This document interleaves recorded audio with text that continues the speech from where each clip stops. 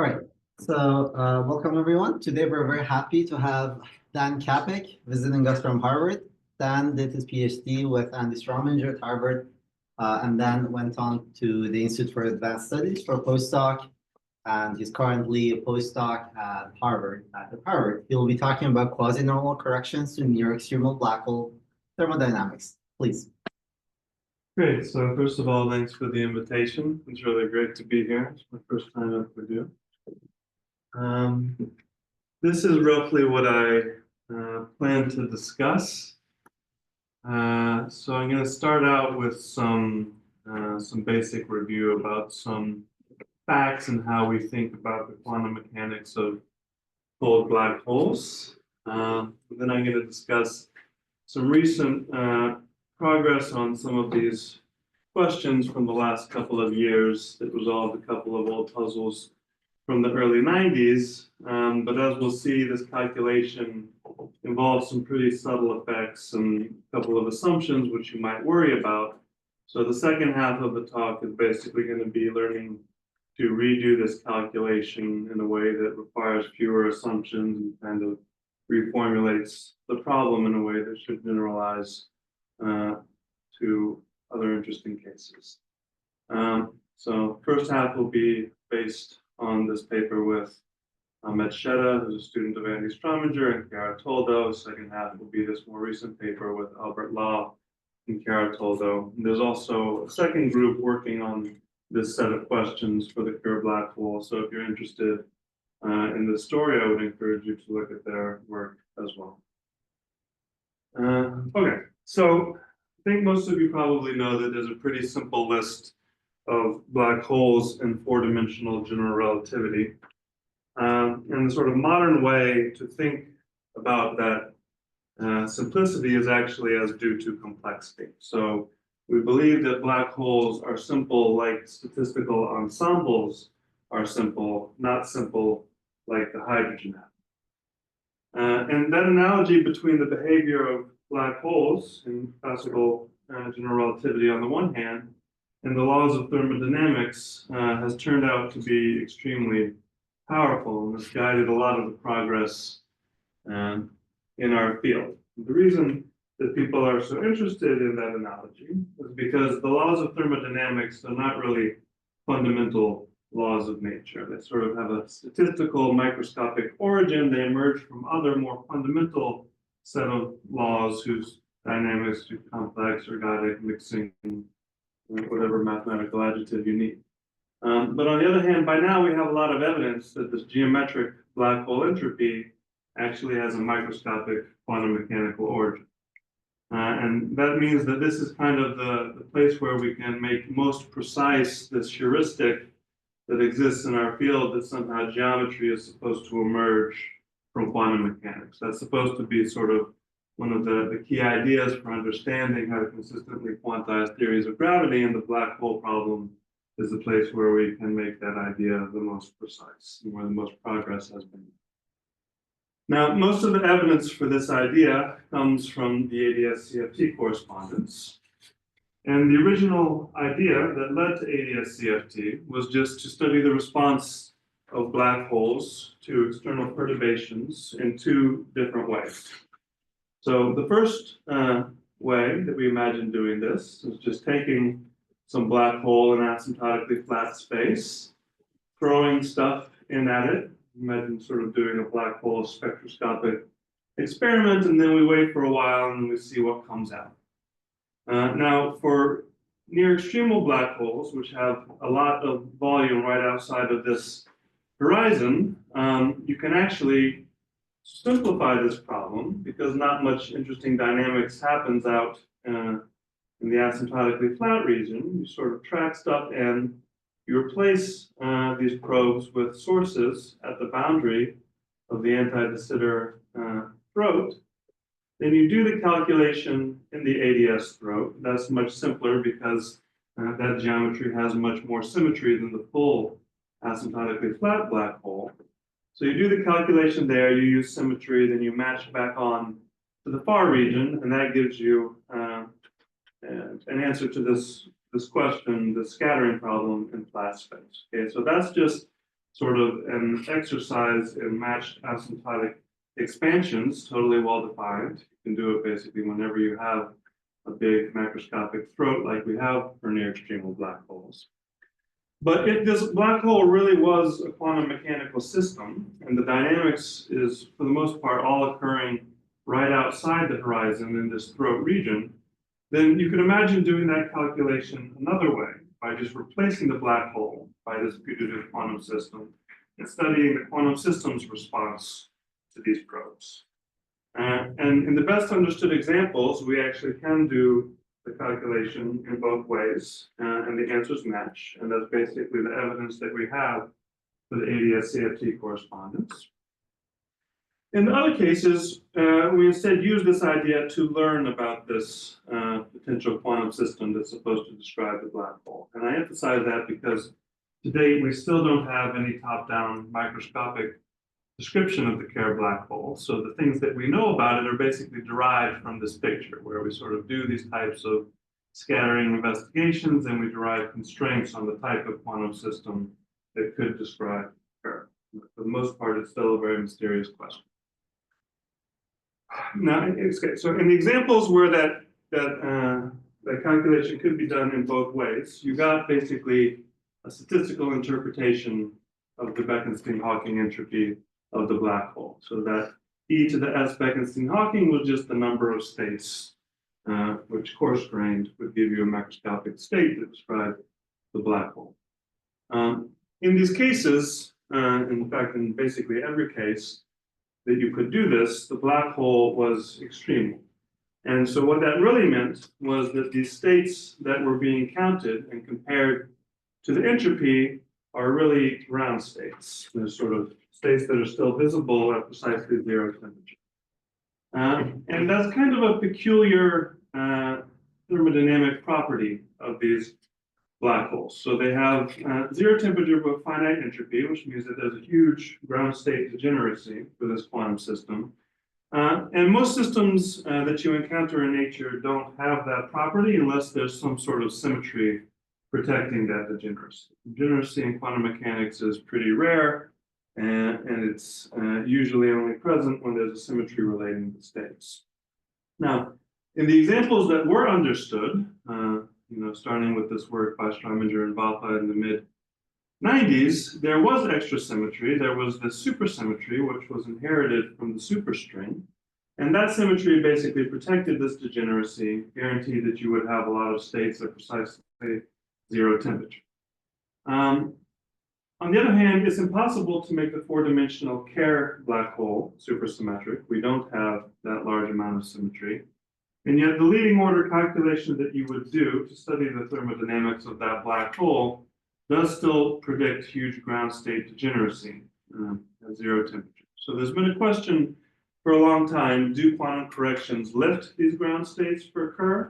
I think most people's priors would tilt towards yes, but at the same time, we don't feel completely confident that we understand all of the symmetry structure in quantum gravity. It could have been some mysterious symmetry that was responsible for this huge degeneracy. So you really just have to sort of go out, calculate, and find out. And that's basically the calculation that I'll describe in the first part of the talk. So that question about the extremal ground states is related to another old question about cold black holes, which was first pointed out, as far as I'm aware, in this paper from the early 90s. So these authors basically noted that the statistical description of the black hole system should actually break down at low temperatures. So if you just take the thermodynamic quantities for the Kerr black hole, entropy, for instance, and you expand them out at low temperatures, you'll find that there's sort of an extremal piece which survives the zero temperature limit. And then there's this linear and T piece, which corrects the extremal entropy when you're at small but finite temperature. Now, as the temperature, so if you calculate the specific heat, you'll see that when the temperature becomes small enough, sort of close to this J to the minus 3/2 scale, the specific heat is becoming order 1. And specific heat is basically a response variable, tells you sort of the size of thermodynamic fluctuations in non-equilibrium processes. So once you get down to small enough temperatures, like J to the minus 3/2, the emission of a single Hawking quantum could actually lead to relatively large fluctuations in thermodynamic quantities, like temperature.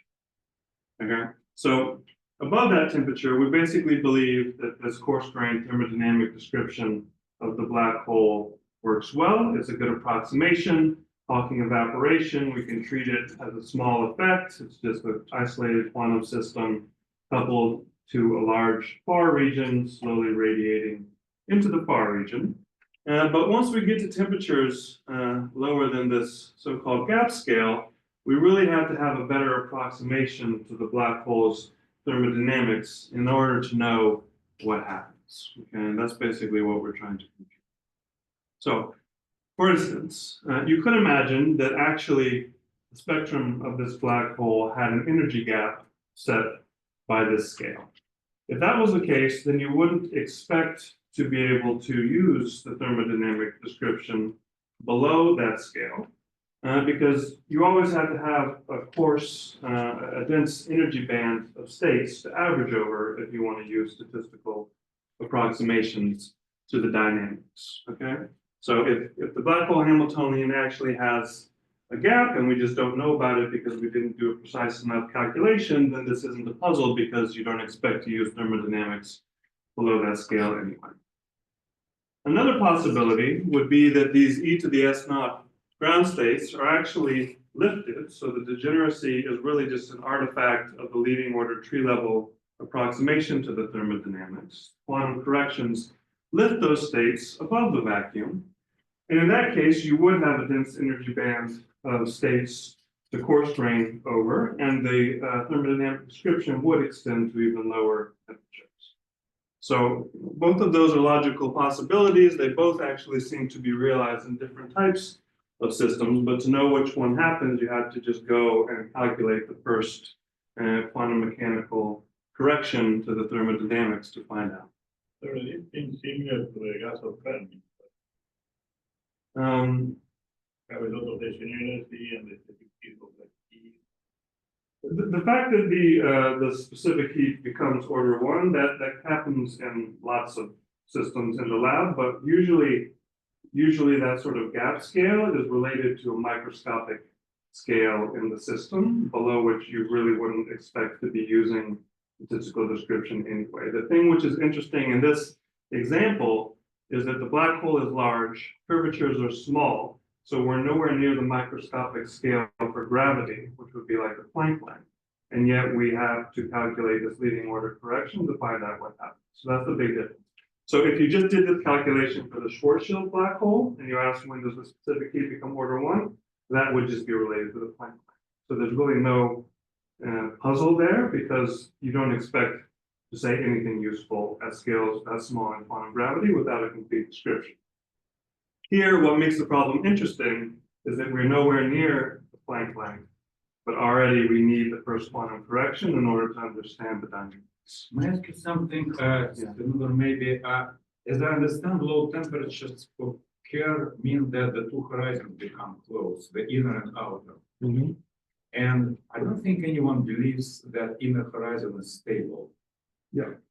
So another solution, let's call it that, would be that when horizons become close, and if you believe that inner horizon is unstable, something bad happens to the whole thing.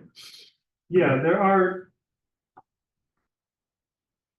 are questions, and so there are already pretty puzzling questions in classical general relativity, just about the formation of near-extremal black holes. We basically know that Kerr black hole is stable for all spins up to extremely close to extremality. Close to extremality, you're referring, I think, to the blue shift instability of the inner horizon, mass inflation, that sort of thing, which is thought to be related to some of these other instabilities of precisely extremal black holes. I think those aren't necessarily unrelated to this question about the quantum mechanics, because sort of, as we'll see in the later part of the talk, sort of classical variables that are related to those instabilities show up actually in this quantum calculation. So I think it's not necessarily unrelated, but we're really thinking about this as sort of a quantum system, which we can imagine putting at any finite temperature and dialing it. And if something goes weird at zero temperature, then we have to understand what it is. But I agree. I don't think it's a completely separate question. Okay, so just to kind of redo the last couple of slides with a cartoon. We know black hole thermodynamics, or we think we know that it involves coarse graining of an actual quantum system. We don't know the exact density of states. We're not powerful enough to compute that. We really only have a smooth approximation to it that we get from doing the gravitational path integral in a saddle point approximation. So when we include more and more loop level corrections to that calculation, we get finer and finer approximations to the density of states. So the smooth approximation is in blue, and we imagine the exact states are in red. And so what we would like to know is in this sort of very coarse approximation where we think there's a bunch of states right at the vacuum, if we sort of get better approximations to the density of states, do they actually move off into a dense band right above it, or is there something that protects them and keeps them right? That's what we're trying to answer.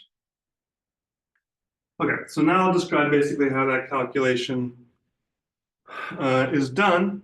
So the first way that these calculations have all been done is basically using a version of the ADS CFT dictionary. So that dictionary relates something which is totally well defined and well understood, which is just the partition function in quantum mechanics, trace e to the minus beta h, to something which is considerably less well understood, which is the gravitational path integral in this big macroscopic throat right outside of the black hole's horizon. So black holes have ADS near horizon regions when they become near-extremal, and we imagine that we can do calculations either using the quantum mechanical description or doing a path integral in that throat geometry. So the right-hand side is supposed to mean that we integrate over metrics and matter fields in the near-extremal throat, subject to some set of fixed boundary conditions which determine the ensemble that we are computing. So fixed temperature, boundary conditions basically tells you to fix the length of a thermal circle at the boundary of the throat. So we're trying to do this functional integral over metrics and potentially matter fields with Einstein-Hilbert action plus boundary terms appropriately chosen, subject to some boundary condition for all of the fields at the boundary of this anti-de Sitter space. But the only way we really know how to treat this integral is via the saddle point approximation. In this case, saddle point means solution to the Einstein equation.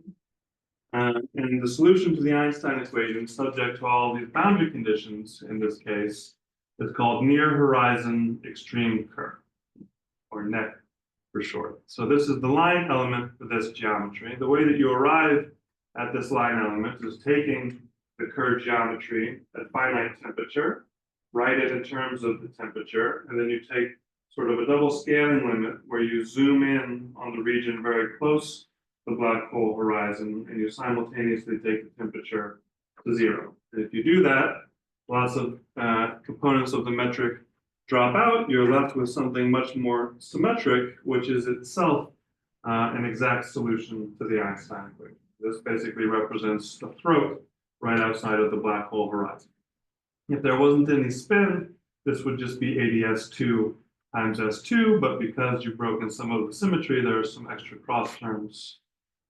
But the metric still has exact SL2R symmetry. Okay. So if you imagine doing this calculation at zero temperature, it indeed reproduces the extremal entropy of the Kerr black hole. Basically, it's just a repackaging of the Gibbons-Hawking calculation reduced to the throat region. So you do the gravitational path integral, you use the saddle point approximation, you get e to the 2 pi j, which is just e to the extremal entropy. We interpret that as the big ground state degeneracy predicted by the tree level calculation. The first correction to this formula comes from integrating over the quantum fluctuations about the saddle point. okay? Which is a quantity which is always divergent in local quantum field theory. If we had some UV complete description of quantum gravity in this next row, you might imagine getting a finite answer, but we don't have such a description. We can't solve string theory in next, so we basically have to use effective field theory techniques when doing this calculation. So, because this one loop correction will be divergent, part of it is scheme dependent, which means that you can't say anything about the physical interpretation of that piece of the answer, but there is also some universal information in that one loop correction, which can't be changed by local counter terms. It's really just an artifact of the massless field content in the model, okay? So these massless fields, we imagine integrating out everything that's massive, the ones that are left over, they generate basically log corrections to physical quantities in the throat. So as I said, we don't think that we know the exact formulas for the black hole entropy and degeneracies, et cetera. We're sort of doing a series expansion of the black hole entropy for large charges. So the actual entropy would be some series in 1 over S naught, which we assume to be large. And the universal part of this one loop correction sort of sits in this log term. So you usually can't change logarithms with local counter terms, and this coefficient here is supposed to be totally robust, and it should match both in the gravity description and in the quantum mechanical description. And that's something which was exploited by Ashok Sen and many collaborators for a number of years, basically as an extra test of this picture of black holes as quantum systems. So this you can just calculate using supergravity for many of the black holes. You have a microscopic description using string theory. You can also do an expansion of the exact entropy at large charge, and you can check that the coefficients. So that was. So how successful has this program been, like in terms of what have they matched? Yeah, so this coefficient is matched in many examples of, in fact, basically every example where you had a microscopic description, it matched. Those happen to all be supersymmetric black holes. So for instance, there's nothing to match to for Kerr. You really have sort of a prediction for Kerr, what this number should be, and you would seek to reproduce it with a microscopic description. Yeah, I think I removed the graph, but there's like a table in Sims review articles for sort of every example that's all match. Yeah, I mean, it kind of had to happen because this thing is this thing is fixed by low energy physics, and we kind of know that string theory has to reproduce the supergravity approximation. We know it's low energy, so it would be a real problem actually if they didn't match, but it is another check. Okay, now, as I was alluding to, there's actually a subtlety in this calculation, which is not important for the supersymmetric black holes, which is why they all matched, but turns out to be crucial for non-supersymmetric black holes. So just to kind of remind you how we calculate the one loop correction to the path integral. So if you're doing an integral over one eigenvalue, you get √1 by the eigenvalue. If you're doing a product of a lot of eigenvalues, you get √1 by the product of the eigenvalues, which is the same as the square root of 1 over the determinant of whatever matrix gave you these eigenvalues. So when we imagine doing the saddle point approximation to the neck path integral, we expand the metric fluctuations out into a background neck metric, because that was the saddle, plus normalizable fluctuations, and then we integrate over these normalizable fluctuations. And you plug that in, and you keep the quadratic terms, you get basically a Gaussian integral.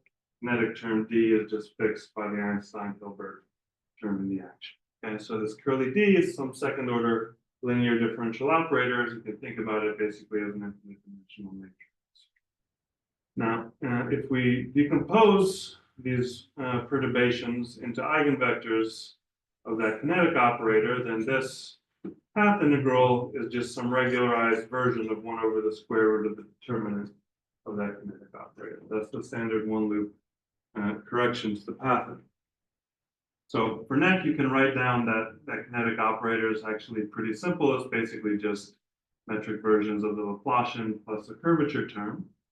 And so, there's some regularized version of the determinant of this operator, which you can calculate, and extracted the universal information from it and compared it successfully to the microscopic descriptions when we had it. But there can be a subtle if this operator has zero modes or zero eigenvalues. And that's because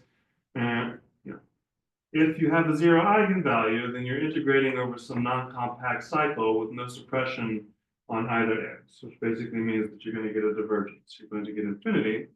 And it turns out you can check this operator actually has infinitely many zero modes. So you can write them down. They're perfectly explicit. You can check that they're normalizable. And this means that the path integral is actually infrared divergent.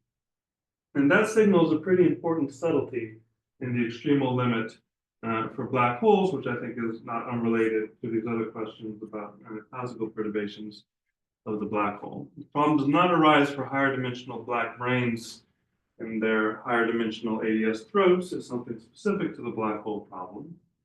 And treated quantum mechanically, that mode actually dramatically alters the low temperature thermodynamics of the system. So there's a long stretch of papers going back, almost 10 years, sort of kickstarted by a project of Maldacena, Stanford, and Yang, went through many iterations and kind of made this connection with Sim's work more recently in 2022, the paper with Ilyasumurthy and Churiachi.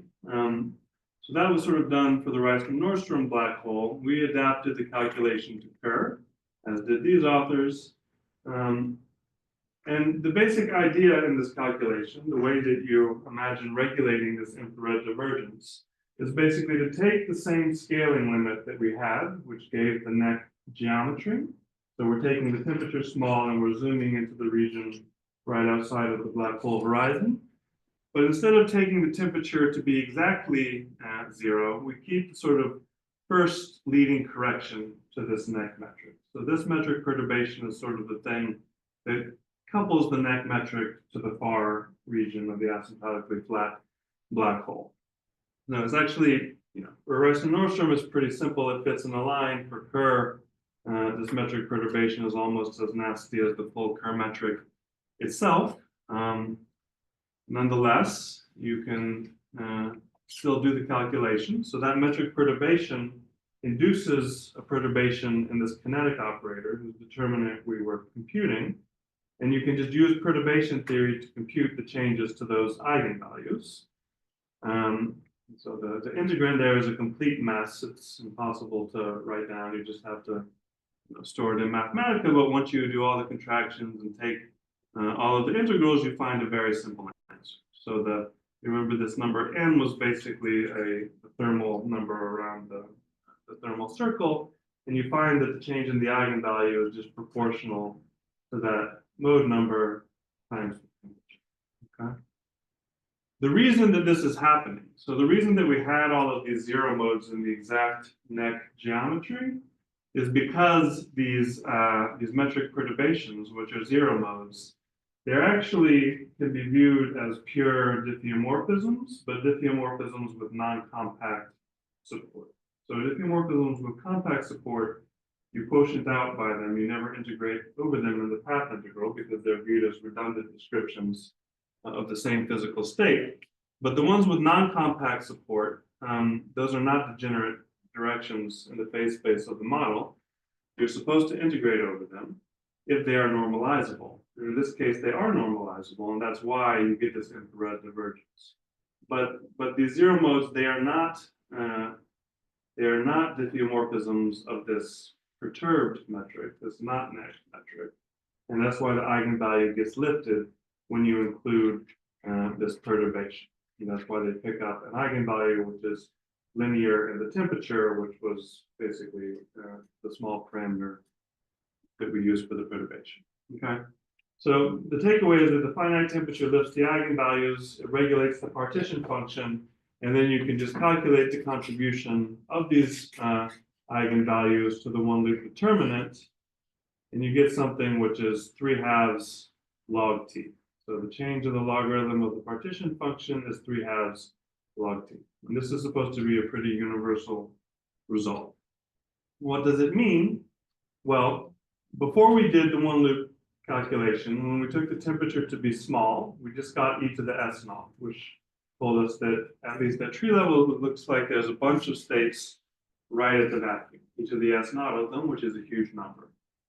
Now we included the one loop correction, and we got a prefactor which becomes very small at low temperatures. So actually, when you take the low temperature limit of the left-hand side, it's not becoming big at small temperatures, it's actually becoming small, which means basically that all these eigenvalues that we thought were sitting right at the vacuum got lifted. They got pushed off into some dense energy band above the vacuum. So the ground state degeneracy has been lifted.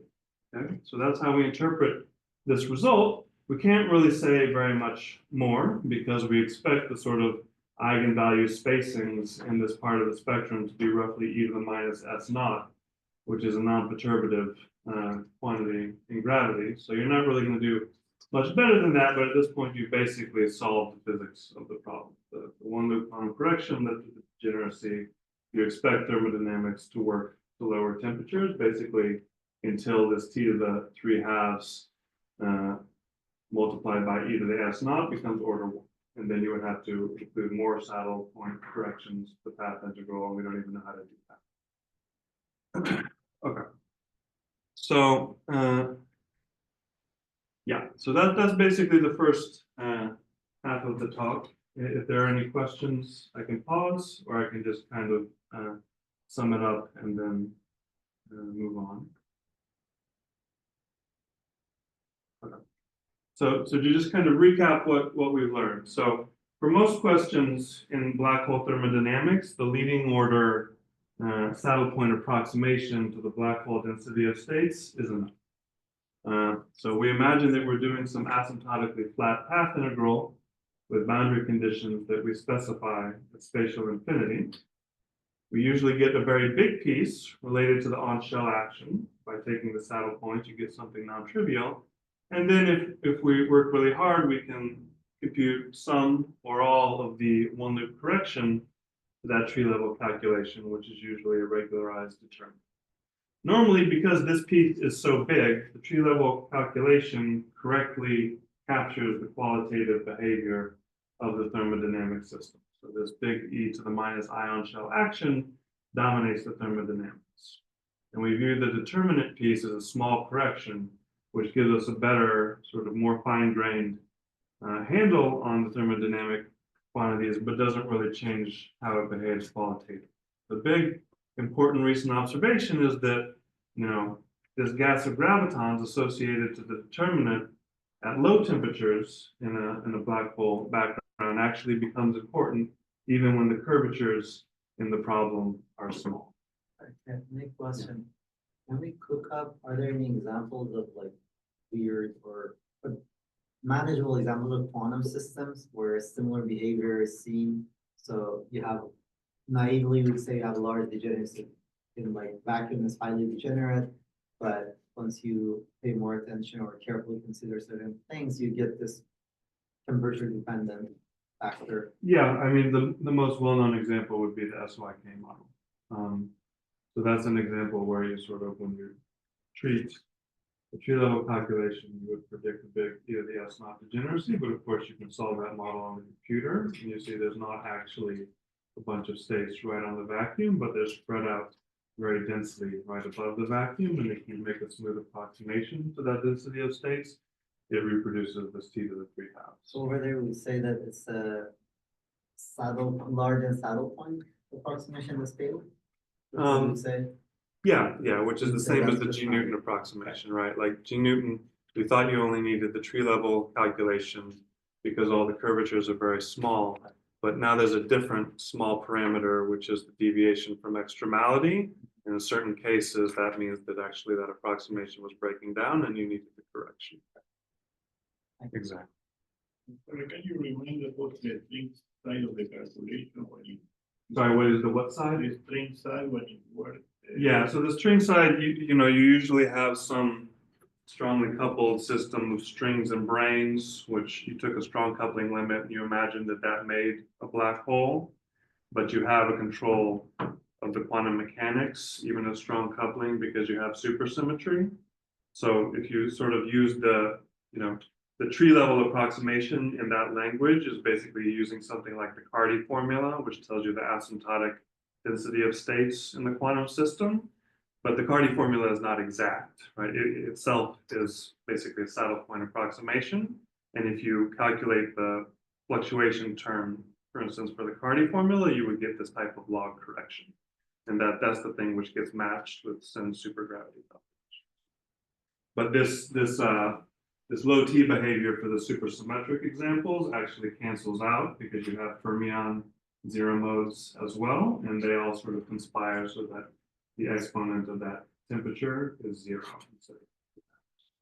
That's why it wasn't a problem for Sins matches, because all of those were supersymmetric black holes. Okay. So, these authors knew about this question in the early 90s, but they basically couldn't resolve it because they didn't know how to calculate this one loop correction for the asymptotically flat gravitational path integral. The hammer that we have now is that in the meantime, we discovered that for low temperatures and certain observables, you can basically reproduce the relevant parts of this asymptotically flat path integral using a path integral in the extremal throat of the black hole. That's basically the ADS-CFT correspondence. And this thing is much easier to calculate because the throat has a lot more symmetry. However, this duality is very subtle for ADS2. And when Sin was working on it, he found that he could basically extract these universal logarithmic pieces, but for the non-supersymmetric black holes, there was this infrared divergent prefactor, which nobody really knew how to handle. We interpret this basically as an infrared divergence due to this unsuppressed Goldstone mode, which I wrote down for you explicitly.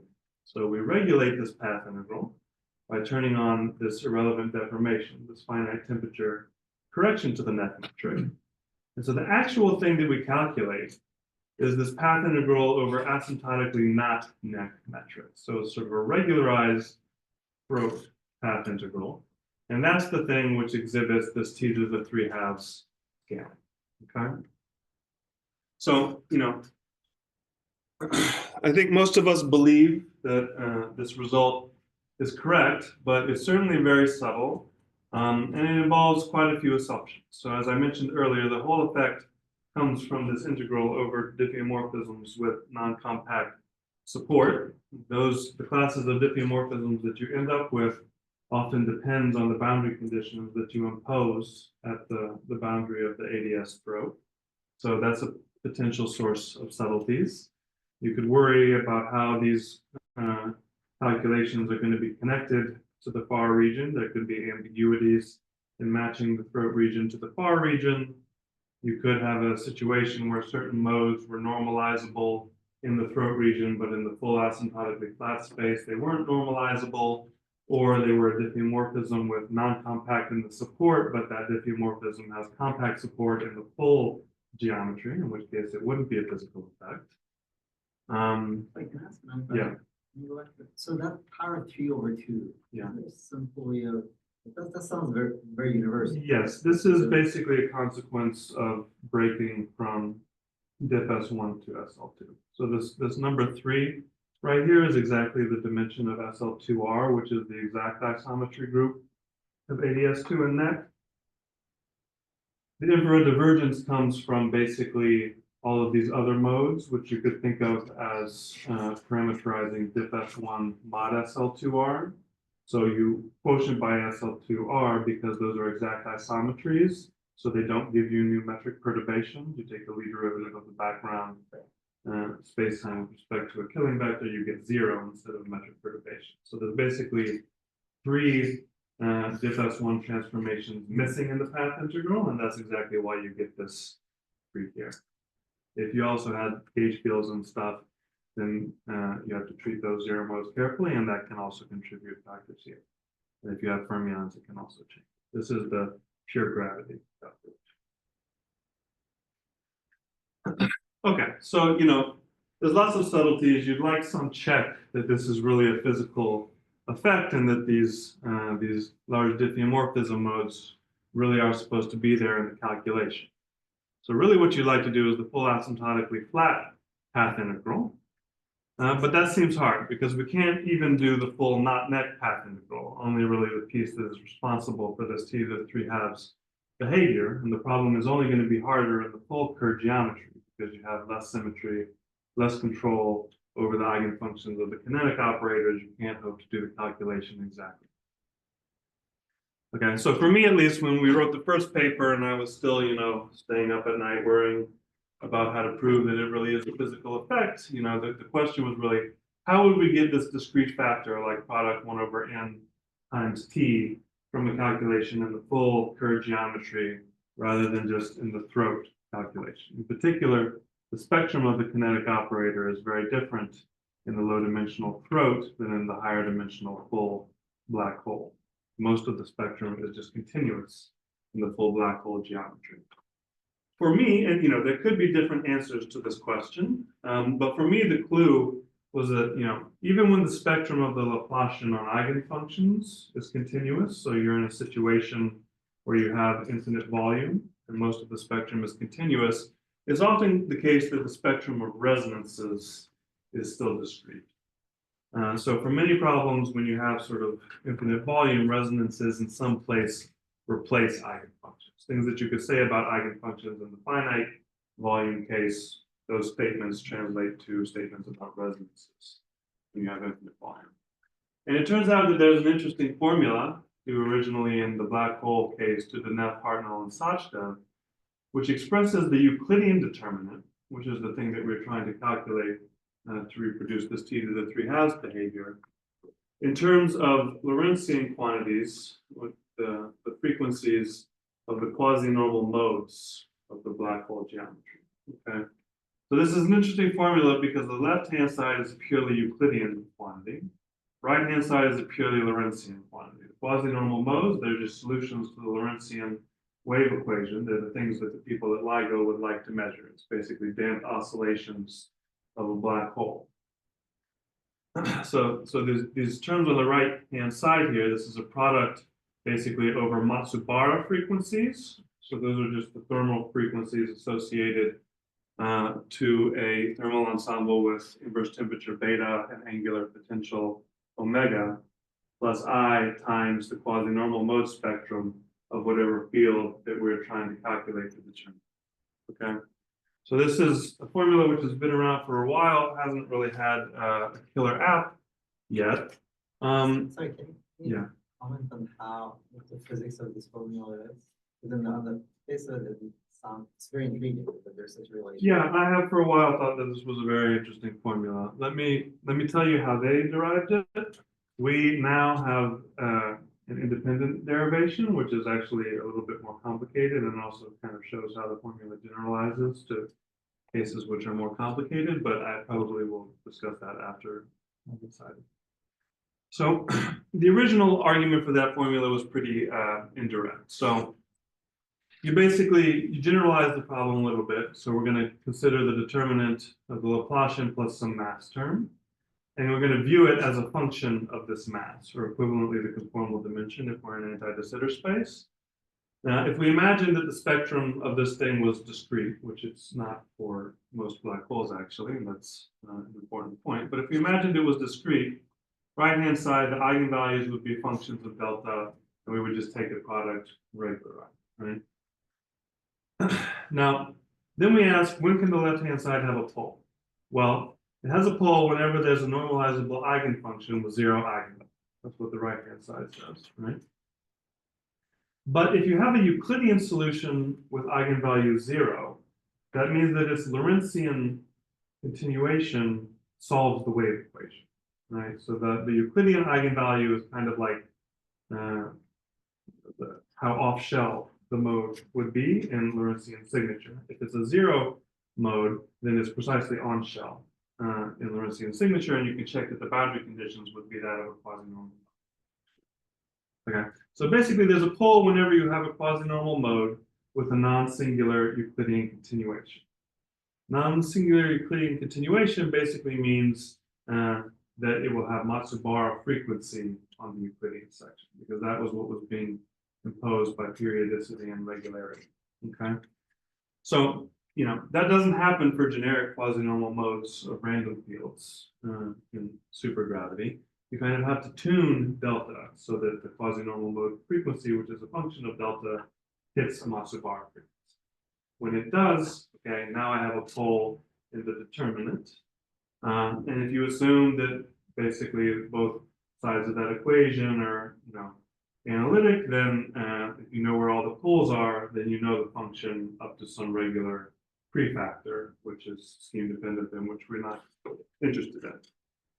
Okay, so there are pretty strong assumptions in that derivation of the formula. On the other hand, every time that it was used to recompute a determinant which was already known through independent means, it matched, up to a very important subtlety for spinning fields, which, as I'll describe, is crucial for rederiving this t to the 3/2 in that language. Okay, so until recently, there wasn't really a derivation of the formula, but it always seemed to work, modulo some subtleties for spinning fields. Okay. So as I said in the paper, we can actually derive this formula for BTZ, and that derivation kind of suggests how you might also try to do it for the Kerr black hole, but I won't focus on that for the rest of this talk. Okay, so anyway, the summary is just that the VHS formula has a chance of reproducing this discrete product because the right-hand side of the VHS formula was a discrete product of quasi-normal modes.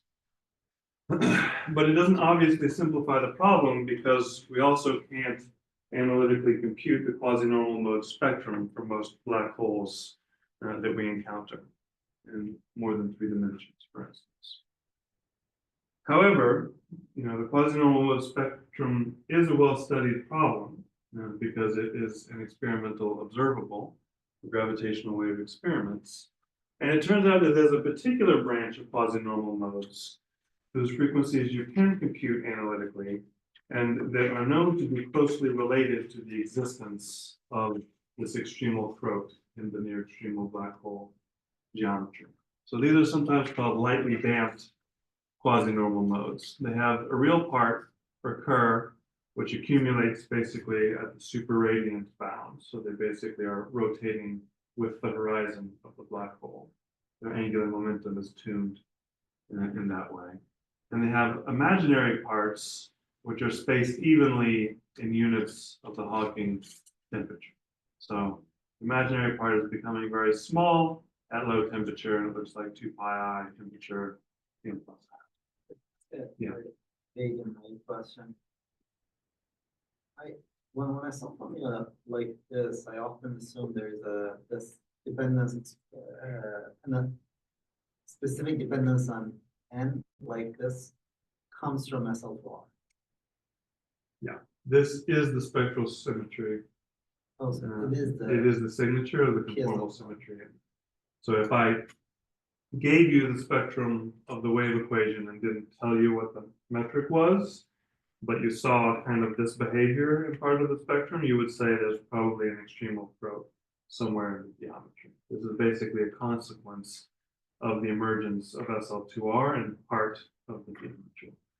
And that's the way that this thing is derived. It's basically a matched asymptotic expansion that uses the throat piece of the geometry in the far region matched to, and you're able to derive this one. So this is kind of like the full geometry's knowledge about the SL2R very close to the black hole. Which is why you might imagine that this would be the piece in the DHS formula responsible for the t to the 3/2, because this is the part of the spectrum which knows about the big work. That was the original idea. So the cartoon is basically we have DHS formula, product over quasi-normal modes, separate out the contribution from the quasi-normal modes, which are sort of sensitive to the throat region, and have this form, which, as you mentioned, are reminiscent of SL2R. Factor that out, you'll be left with a bunch of quasi-normal modes whose frequencies you can't compute, but which also don't have much to do with extremality, so you don't expect singular behavior from them in the low t limit.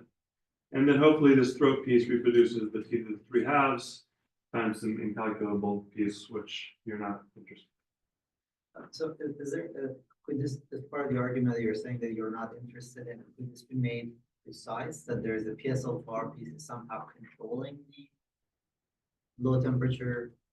I don't know exactly how to say that. I think you probably, yeah, well, I think so, yeah. I think basically these are the global modes in Kerr. So in the throat, you have exact SL2R symmetry. Right. So if you have a solution in the throat, you can act on it with SL2R to generate more modes. Right. In order for a solution in the throat to continue to a good solution in the full Kerr geometry, it has to be a very special solution. Basically, it has to be tuned right at the superradiant bound in order to have a non-singular limit into the throat. And then the SL2R basically give you this ladder structure, right? So, this full set, which the wave functions do not transform linearly under SL2R in the full Kerr geometry, restricted near the throat, they do transform in SL2R, and they sort of continue out to the full geometry, so they're still related to an SL2R family, even though there's no geometric SL2R symmetry in the far region. And it seems that these are the ones basically which produce the Okay, so we're gonna, I won't discuss the technical details because we're a little short on time, but basically, we had this cartoon, let's test it in the most understood case we can, which for us is Near-Extremal BTZ. It's the most understood because there we know actually the quasi-normal mode spectrum exactly. There's an independent calculation of the one loop Euclidean determinant. And this one loop determinant is known to have a representation in terms of CFT2 characters. That's basically a piece of the ADS3 CFT2 dictionary, and you know the limit of that character take to get the T to the 3/2. So there's basically no room to make mistakes here. All the different pieces are known, and you just want to understand how to take the low temperature limit of these things in these variables to see what aspect of the quasi-normal mode spectrum is really responsible for this T to the 3/2 in the full black hole geometry. So that's the idea. Got about 8 minutes left. So,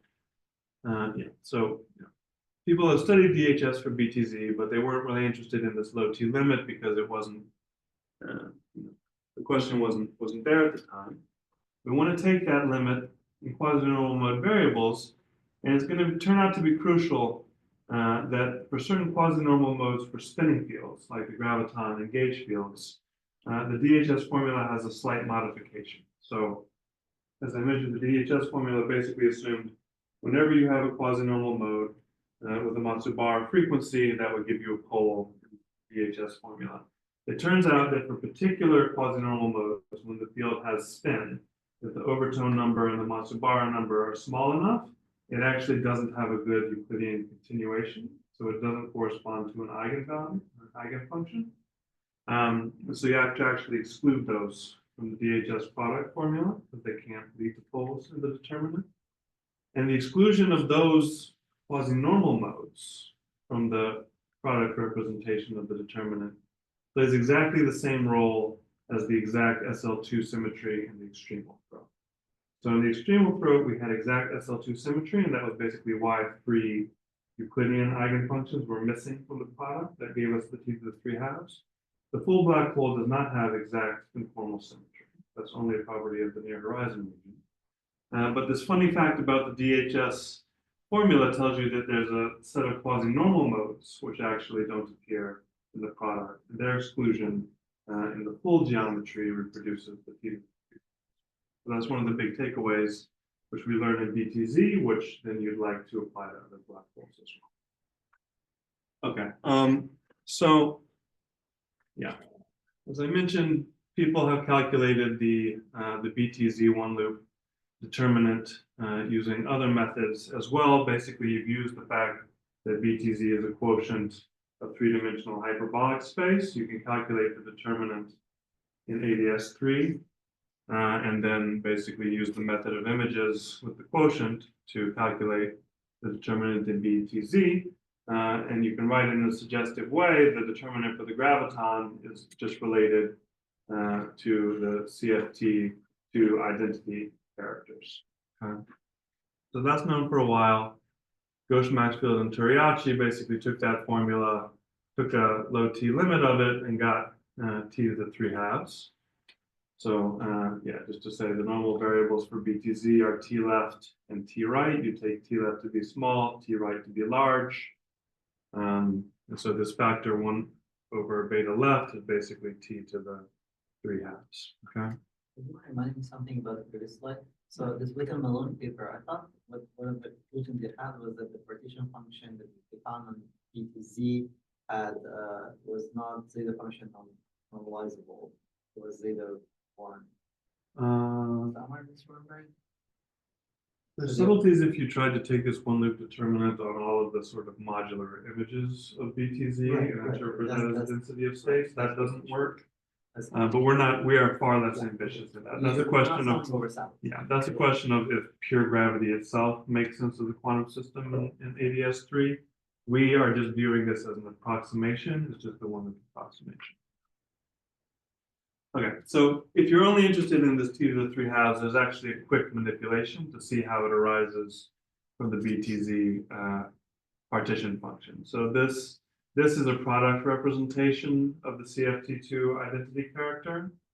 Q is e to the minus t left, q bar e to the minus t right. You can see that both products start from 2, go up to infinity. The reason that it starts from 2 is basically related to the existence of the null states in the descendants of the vacuum. Right, so it starts at 2 because that's where the stress tensor is, L minus 2. So now let's just expand Q at small t left. That'll be 1 minus t left. The ones cancel out. You get this product 1/t left from 2 to infinity, which zeta regularized the t to the 3/2 times some other stuff, which is kind of the incalculable piece, which I was mentioning earlier. Okay, so we'd like to basically get this behavior in quasi-normal mode variables and see what about the spectrum reproduces this fact. Okay. Okay. So I'm going to skip the technical details here. I apologize for that, but you can ask me about it later if you want. Basically, this is the DHS formula. It's this product over Lasso bar frequencies plus quasi-normal mode frequencies. Sometimes you want to calculate the log of the partition function instead of z itself. To do that, you use this integral representation. And so you convert the problem basically into computing quasi-normal mode character. So it's like e to the I times quasi-normal mode frequency. So if you calculate this thing, you basically put it into this integral and you're done.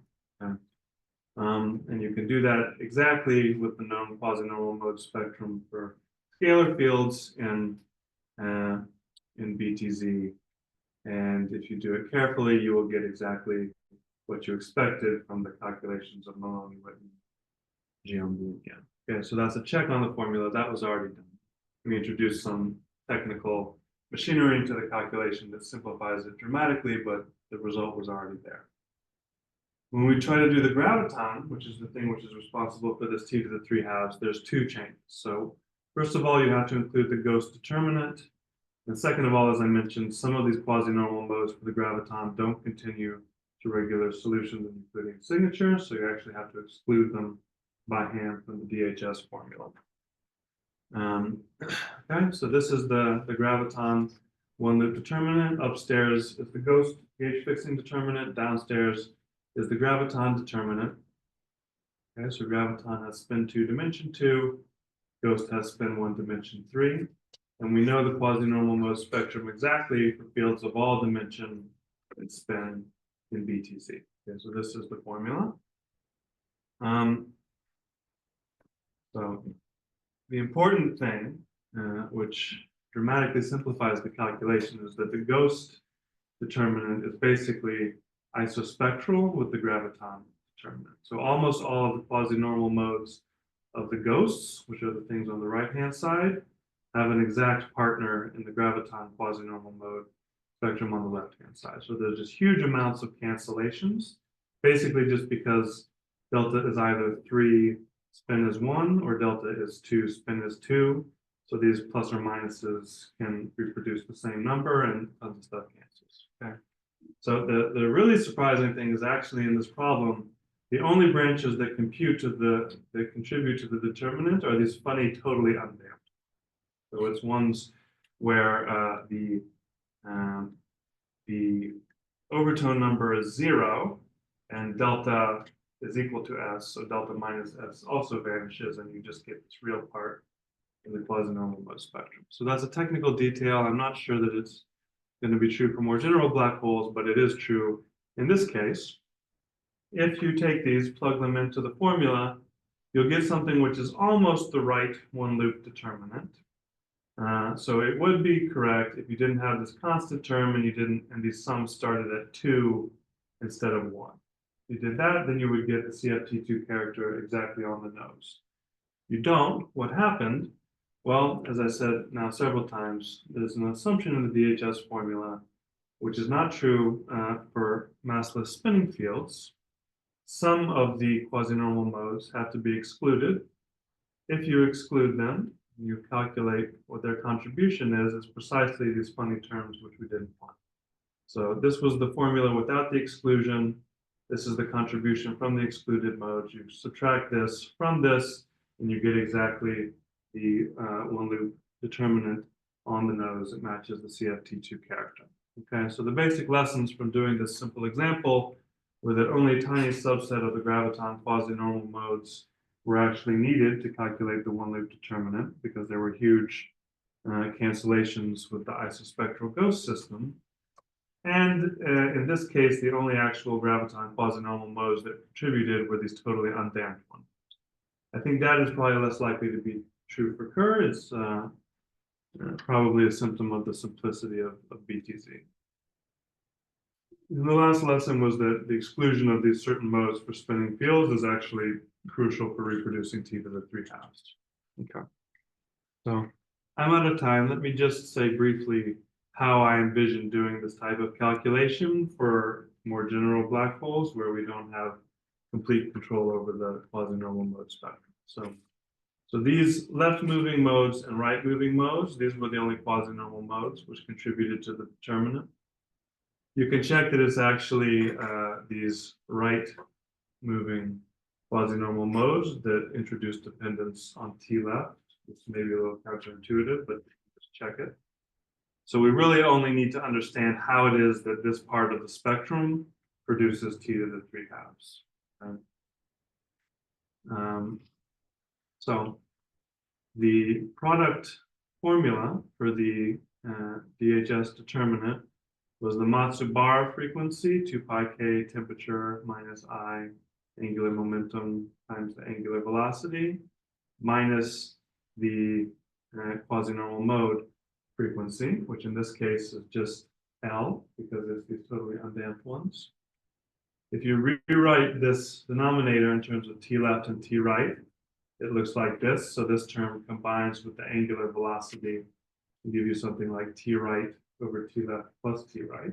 Okay, so I didn't do anything there, which is algebra. And we know that we're supposed to exclude the k is equal to 0 plus minus 1 modes from this product. So really it's product for k greater than 1, all angular momentum of this quantity.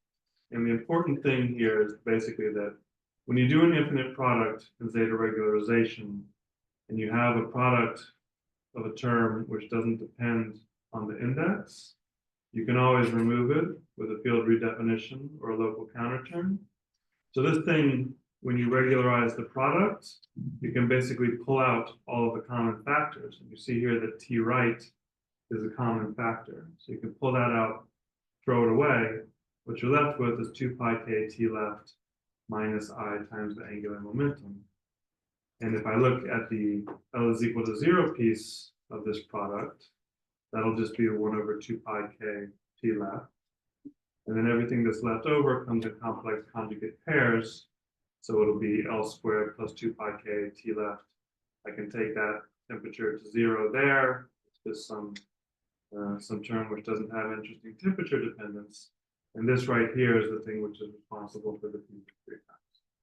So, I think the exact details of this calculation are unlikely to be the same for more complicated black holes, but basically things have to combine in such a way that these steps happen. So the spectrum might be a little bit different, something like that, but this is the basic mechanism for how you get the t to the 3 halves from the quasi-normal spectrum. And I think actually there's a follow-up paper by a group in Italy who tried to follow basically these steps for the Kerr black hole, and they claim actually that they can show it there as well. I haven't checked the paper, but it looks promising. Okay, so I'll just wrap up there. To conclude, we sort of did this calculation in the throat geometry, which resolved a couple of old puzzles about the low temperature thermodynamics of the Kerr black hole, but the source of the effect was very subtle. You could have worried that maybe you had made some assumption that wasn't true. You'd like to reproduce it with a more general calculation. The way that we did that, at least for this simple example of the BTZ black hole, was just to use the DHS formula. We basically were able to identify a few of the key features of the quasi-normal mode spectrum that seem to be responsible for producing t to the 3 halves. And so now the question is to go to other black holes and use those lessons to demonstrate it there as well. So I'll go ahead and finish. Any questions? One question, like philosophically, this means that the black hole microspace are in this gas of graviton, or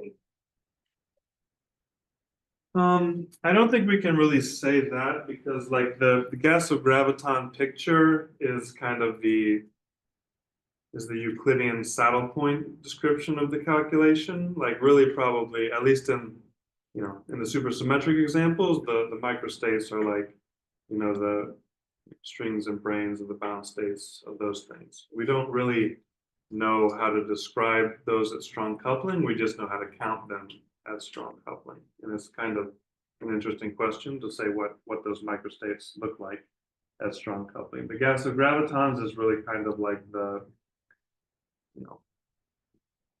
if you imagine in quantum mechanics trying to calculate trace e to the minus beta h, there's sort of the algebraic left-hand side of that formula, or you can imagine doing it with the path integral over semi-classical dynamics, which would be like sum over periodic geodesics, blah, blah, blah. And that's kind of what the gas of gravitons in this calculation is. It's sort of the geodesics, the saddle point approximation, which is not always the same as the eigenfunction. They're kind of like dual variables for each other. So it's not super obvious how to actually describe the microstates in that variables. You just kind of know how many of them there are in their space. Any other questions? Actually, I have a question. So, sorry, I think towards the end, I got confused. So, in this particular example of BTZ that you guys did the calculation, it was essential for you that the undamped piece was the piece that was surviving, and you got the 3/2 from the undamped piece, right? Yeah, in BTZ, it's even simpler than that. So, if you go to the spectrum, there's kind of two branches, left and right. The left branch kind of looks like the undamped piece that I was describing in Kerr, because T left is the thing which is being taken to 0, so the imaginary parts here are small. Over here, the imaginary parts are becoming large. In BTZ, actually, it's precisely the ones where the imaginary part vanishes independent of the temperature, which contribute. And that I don't think we should assign like particular significance to that. I think it's a fact about the simplicity of BTZ. So really, the things that we should learn about is like how those facts arrange themselves in the product representation to reproduce the t to the 3 halves. And I think that form of the product representation is the thing that needs to be there for more general black holes, but I don't think it has to be that exact piece of the spectrum. Thank you. Any last questions for that?